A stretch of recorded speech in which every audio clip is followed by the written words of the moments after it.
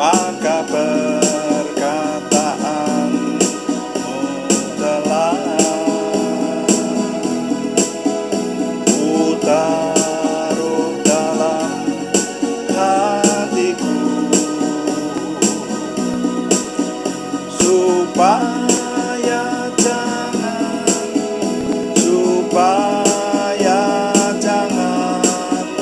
aku berdosa padamu. Maka perkataanmu telah ku taruh dalam hatiku, supaya jangan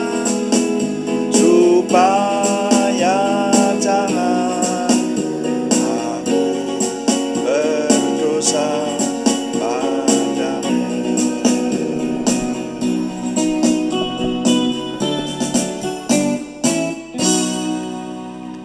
Bapak, kami mengucap syukur untuk doa malam hari ini. Kami mempersembahkan penyembahan kami, pujian kami, dan juga merenungkan firman-Mu serta melayani Tuhan dengan doa. Semuanya kami dedikasikan untuk kemuliaan nama Tuhan. Ketika nama Tuhan kami muliakan sesuai dengan janji Tuhan, kami semua diberkati. Dalam nama Tuhan Yesus Kristus kami berdoa, haleluya. Amin. Selamat malam Bapak Ibu Saudara sekalian yang sudah bersama dengan kita di sini dalam doa malam hari ini. Doa malam melalui online ini diadakan secara iman Kristiani dengan dasar keyakinan kepada Tuhan Yesus Kristus, Yeshua HaMasyiah, Imam Besar Agung Juru Selamat dunia. Dan firman Tuhan yang didokumentasikan dalam kitab suci Perjanjian Lama serta Perjanjian Baru menjadi pegangan kami, menjadi pegangan kita sekalian. Saudara sekalian, doa malam ditujukan juga untuk menjawab pertanyaan saudara, karena itu kalau ada teman-teman seiman yang memiliki pertanyaan rohani dan ingin kami menjawabnya, silahkan dikirimkan kepada kami, nanti akan coba kami jawab menjadi tema-tema dalam doa malam kita. Dan doa malam juga seringkali ditujukan untuk mencermati hal-hal yang terjadi pada zaman kita hidup ini, dicermati dari sisi firman Tuhan sehingga kita tidak bersalah di hadapannya.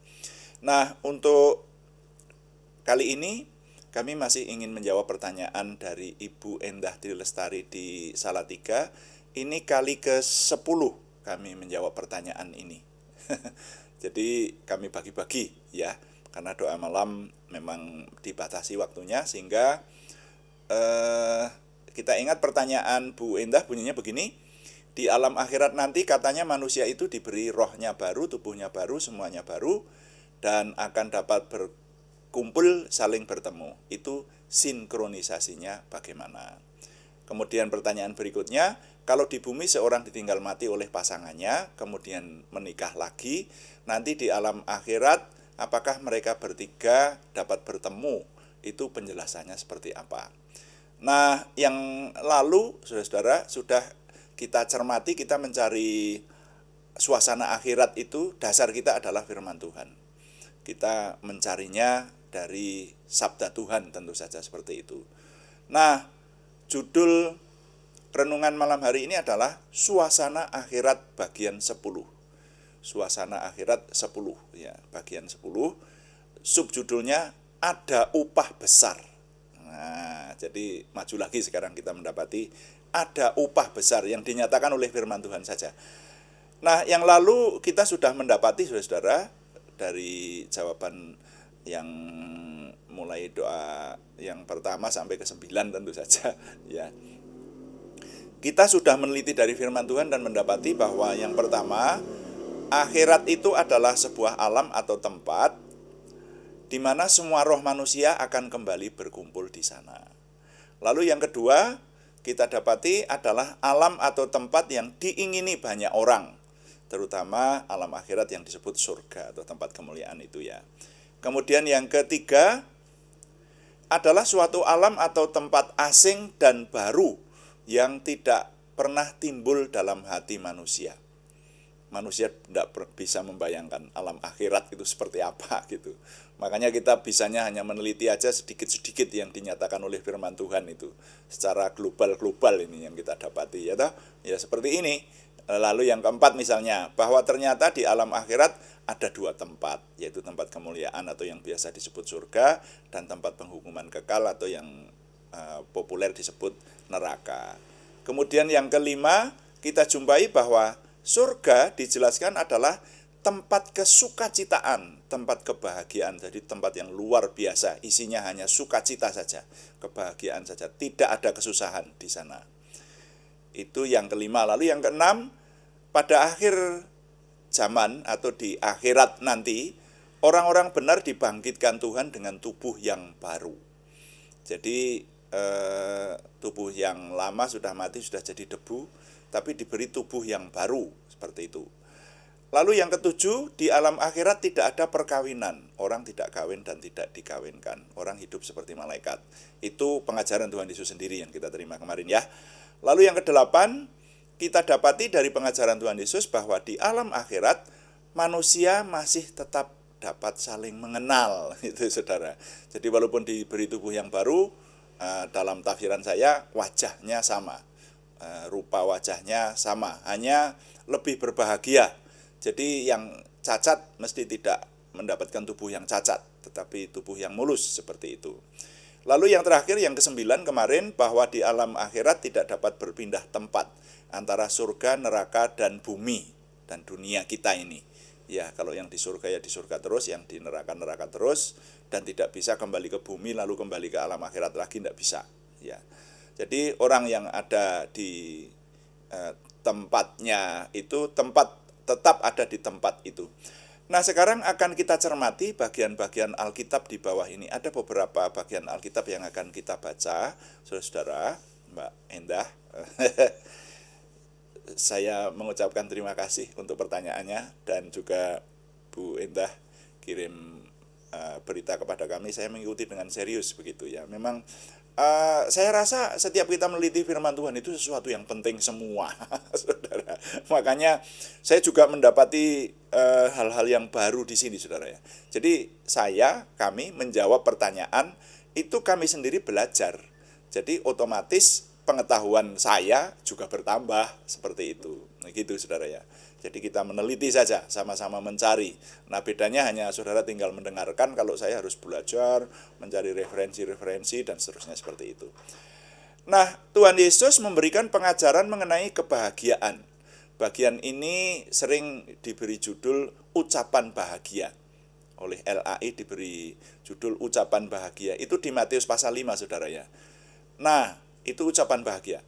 Tapi pada ayat 12, Tuhan Yesus menyatakan bahwa ada upah besar di surga, yaitu. Nah, ini saya baca ayat 12, kata Tuhan Yesus. Bersukacita dan bergembiralah karena upahmu besar di surga, sebab demikian juga telah dianiaya nabi-nabi yang sebelum kamu.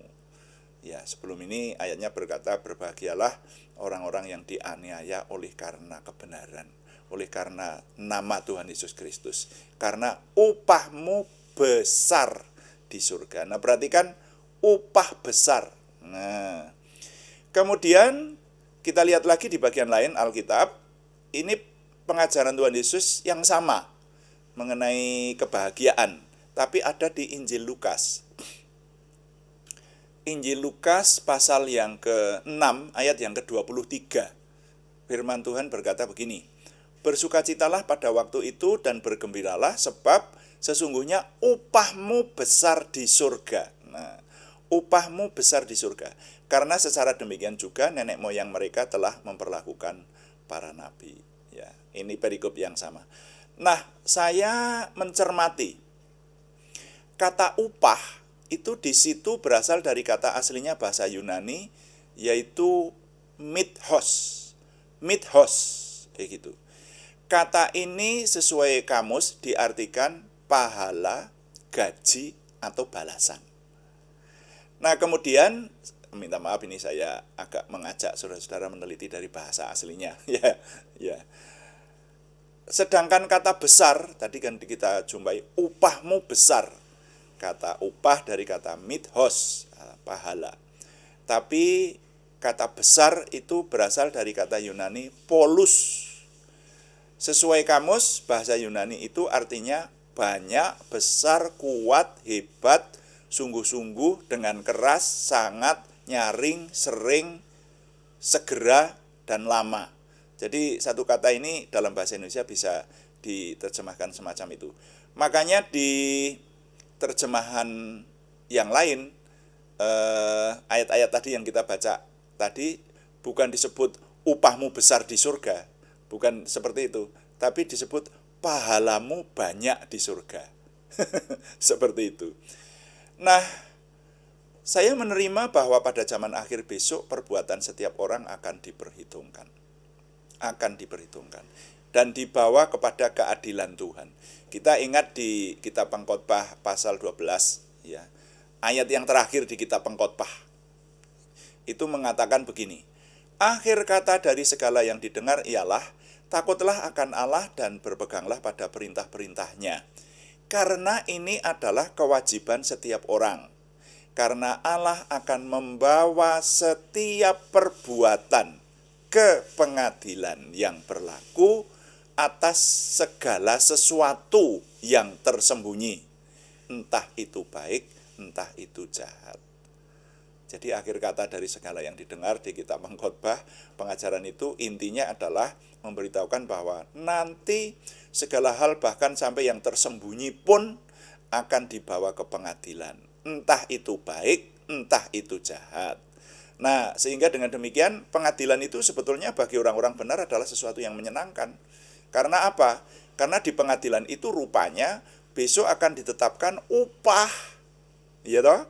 Pahala bagi orang-orang yang hidup berkenan kepada Tuhan. Nah, makanya kita harus di dunia ini mencari betul, mencari Tuhan yang benar dan mencari ketaatan kepada Tuhan yang sungguh-sungguh. Jangan sampai kita menyembah Tuhan yang salah. Ingat di dunia ini ada banyak konsep tentang Tuhan. Makanya berkali-kali saya bersaksi bahwa kalau untuk saya sudah membandingkan semua konsep tentang Tuhan yang saya jumpai. Dan saya memilih satu yang benar. Dan akhirnya saya memilih satu yang benar itu adalah konsep Tuhan dalam nama Tuhan Yesus Kristus. Tidak ada yang mengungguli Tuhan kita itu, saudara ya. Nah, dalam hal ini orang-orang benar yang masuk surga ternyata diperhitungkan untuk mendapat pahala. Nah, tentang pahala ini, kalau di sini disebutkan ada pahala yang banyak, ada upah yang besar di surga, berarti ada upah kecil, saudara. Jadi sekarang kita ditambah lagi perspektif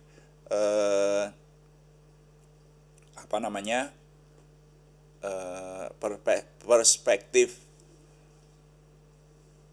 pemikiran kita atau perspektif gambaran kita akan surga, yaitu bahwa di alam akhirat ada upah besar dan upah kecil. Dan Tuhan rupanya tahu bahwa manusia itu berorientasi pada upah. Ya toh? Manusia itu berorientasi kepada upah. Apapun yang dilakukan mesti kepingin sesuatu yang menguntungkan. Itu selalu bagi manusia. Itu manusiawi, saudara. Tidak salah akan hal itu. Nah, hanya kita harus seimbang. Nah, jadi kita ingat Tuhan Yesus juga pernah menyampaikan, kumpulkanlah harta di surga, jangan yang di bumi. Itu di Matius 6 ayat 19-20. Karena di bumi ngengat dan karat memakannya dan pencuri membongkarnya. Nah, sekarang kalau berorientasi kepada petunjuk-petunjuk ini, nah mari kita membawa diri kita untuk mengumpulkan harta di surga supaya upahnya besar. Nah, itu yang perlu kita cari. Nanti itu menjadi PR kita. Upah yang bisa dibawa ke surga itu apa? Kita bekerja seharian, bekerja membanting tulang, mendapatkan rumah, mobil, harta benda, emas, uang, itu dibawa ke surga enggak? Nah, itu. Yang dibawa ke surga apa? Yang dibawa ke surga adalah perbuatan baik, ibadah kita, dan hal-hal yang baik yang bisa diperhitungkan sampai di alam akhirat. Nah, itu loh. Jadi semakin kita setia dan mentaati firman Tuhan, semakin upahnya besar di surga. Itu yang kita tangkap dari kisah-kisah yang kita jumpai di perjanjian lama maupun perjanjian baru kan juga seperti itu toh. Nah, oleh karena itu nilai yang dapat saya ketengahkan kali ini bunyinya kira-kira begini. Kita diberitahu bahwa ada upah besar dan ada upah kecil di surga. Mari kita berusaha berlomba-lomba mendapatkan upah besar. Ya, kita diberitahu oleh firman Tuhan ada upah besar dan ada upah kecil di zaman akhirat di surga. Mari kita berlomba-lomba mencari upah yang besar. Ya, luar biasa ini yang kita dapati hari ini, saudara ya. Jadi sekali lagi kita diberitahu oleh firman Tuhan bahwa ada upah besar dan upah kecil di surga. Mari kita berlomba untuk menangkap upah besar. Tuhan dipuji, amin. Mari kita melayani Tuhan dengan doa. Kita akan berdoa, saudara-saudara sekalian, sesuai dengan yang Tuhan ajarkan. Bapa kami yang di surga, dikuduskanlah namamu, datanglah kerajaanmu. Jadilah kehendakmu di bumi seperti di surga. Berikanlah kami pada hari ini makanan kami yang secukupnya, dan ampunilah kami akan kesalahan kami, seperti kami juga mengampuni orang yang bersalah kepada kami. Dan janganlah membawa kami ke dalam pencobaan, tetapi lepaskanlah kami daripada yang jahat, karena Engkaulah yang empunya kerajaan dan kuasa dan kemuliaan sampai selama-lamanya. Dalam nama Tuhan Yesus Kristus kami berdoa. Amin. Demikian doa malam hari ini. Kami selalu mengingatkan bahwa doa malam diadakan setiap hari. Live streamingnya diadakan pada jam 6, pada jam 18 waktu Indonesia Barat.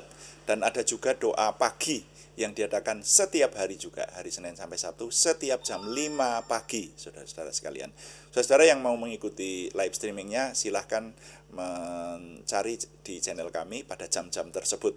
Terima kasih kepada semua yang sudah setia mengikuti, dan juga terima kasih kepada semua yang sudah mendukung. Kami tetap mengharapkan dukungan Anda, setidaknya dukungan doa. Terima kasih yang belum memberikan subscribe, berkenan memberikan subscribe, like, komen, dan share.